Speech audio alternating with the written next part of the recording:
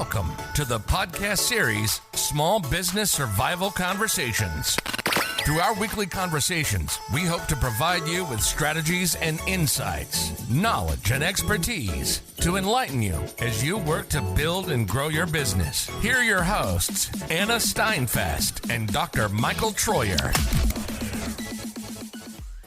Hi, everyone. Hi, everyone. Welcome back. I'm Michael Troyer, and I'm here with my colleague, Anna Steinfest. Hi, Anna. Hello, everyone. And today our topic is understanding 3 important elements for better communication. Communication just seems to be that challenge we all face, being clear, getting the word out to people and having them understand it. But we're going to break it down today, and we want you to understand there are different reasons for your communication. Sometimes you really want to have an impact on the people you're talking about, but the impact won't occur unless they trust you, and that impacts how you communicate to them. Sometimes at the other end of that, you're just trying to give them some information. They don't have to trust you. They just have to get the information. That's a different type of communication. So what we're going to do is tie this to 3 ways in which we communicate all the time, and we don't even think about it. But the psychologists and others tell us that 55% of our communication is our body language. So I watch Anna raise her eyebrows if I say something that's not quite on target, or she smiles because I've said something that was on target. That's all body language. Then there's tone of voice. Anna, what are you talking about? Well, that would be a very negative tone of voice, but that's 38% of our communication. And only 7% is the words we choose to use. Now, don't misunderstand that. 7% only against these other 2, but the words you choose are important.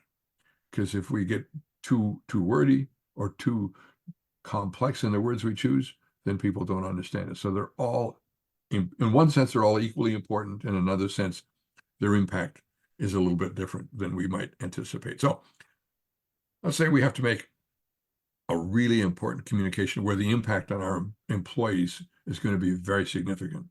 Maybe we're either going to grow very rapidly and have to add 3 more people, or maybe we're going to have to downsize momentarily while we get through a tough patch as a business. That's pretty big. So the argument would be, we want them to see all 3 of those when we talk to them. We want to see the body language that shows both the confidence I have in the future, even though I'm asking some of you to take a little vacation. I want them to hear the tone of voice, which is both empathetic to them. I'm feeling sorry that I have to ask this of some of you. And I'm going to be very careful in the words I use so that I keep you all comfortable. How am I going to want to do that? I'm going to want to be standing in front of you and telling you this news so that you can see all 3 of those things going on. As this is such an important message, I want to keep you guys around. I don't want to lose you. So I got to be in front of you. I do not leave a note on your chair the night after you left work, so you find it on your workbench or something in the morning. That's not the way to communicate this. Or an email where there's no tone of voice, there's just words, there's no body language. This has to be done in front of them. That's the importance of why we're talking about these 3 elements. But Michael, I just wanted to add, for some of the small business owners who they don't have employees, they're by themselves. What we want to say that it is a very important topic also, because when you're negotiating, when you're selling your product or service, it's important to be in person, for example, because you're more effective. You will be able to read the audience. That's why we recommend that you schedule, if it is possible for you to meet in person, then you can have, like Michael said, the in-person, you can have the body language, you can read the body language, you can read the tone of voice, and then the word selection you'll have can change because of your audience. So just because we're talking about employees, some of the larger companies, we want you to think about, okay, now how this relate to my small business, and how can I utilize these tips we're giving you today? And when we talk about word choice, think about what that's really implying is some rehearsal before you go in. A bit of thinking about how you want to express yourself and what it is you want to say. There's a popular show in the United States called Shark Tank, where entrepreneurs come forward and they pitch their new idea to a group of potential investors who are going to ask some tough questions. Imagine if that was taking place only on email and there were no voice and there was no picture. It would really be difficult to just through a series of exchanges of email to pitch your product to these investors and be convincing.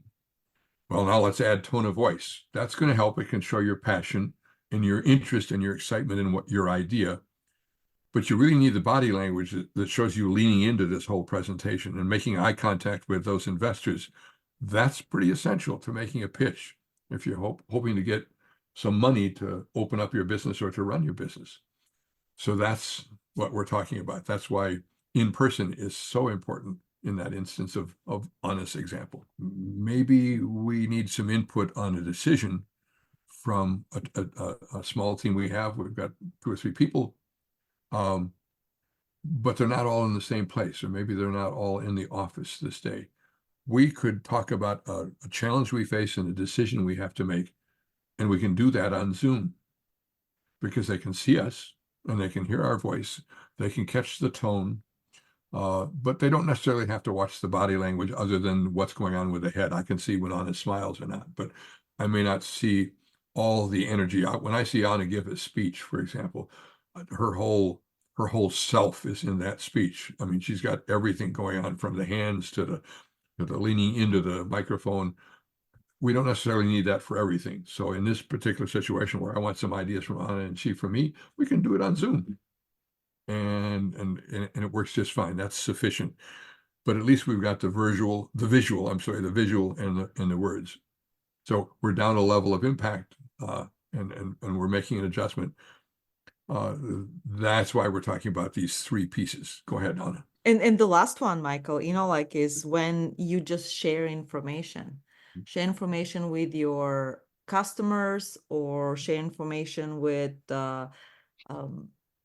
anyone else. It's more, you can then rely only on the written communication.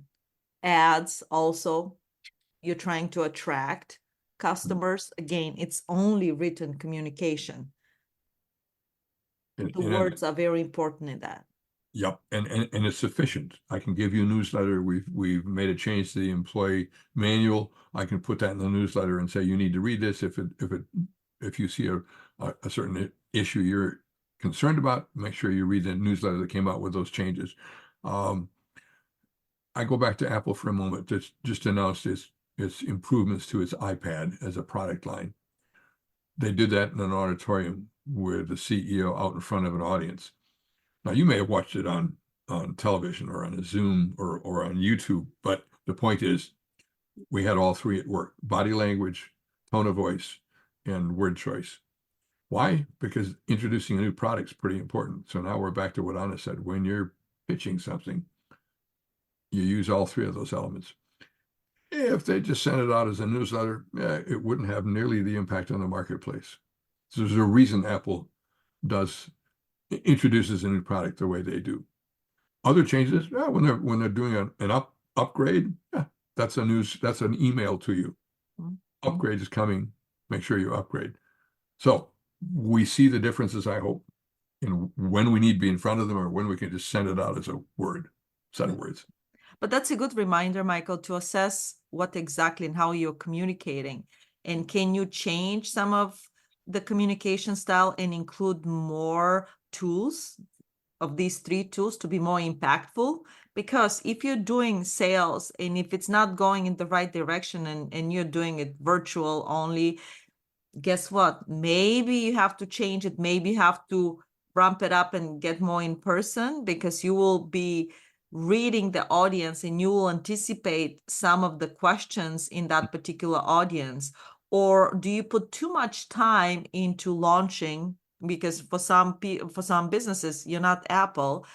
Can you just put this more into the written side and then focus on something else, or just save time? So just assess what we want you to do. Just assess to make sure that you're impactful and your return on investment is worth it. I have a client who put together a video. So it wasn't an auditorium full of people, but it was a video to say, this is what's important to us when we serve you. Put it on the website. Now, maybe not everybody who would like to listen in on that will listen in, but he can point them to it. So it had all three, but done as Anna's suggesting in a more efficient, cost-effective way. So you can look at getting that done in different ways. You just have to be a little creative.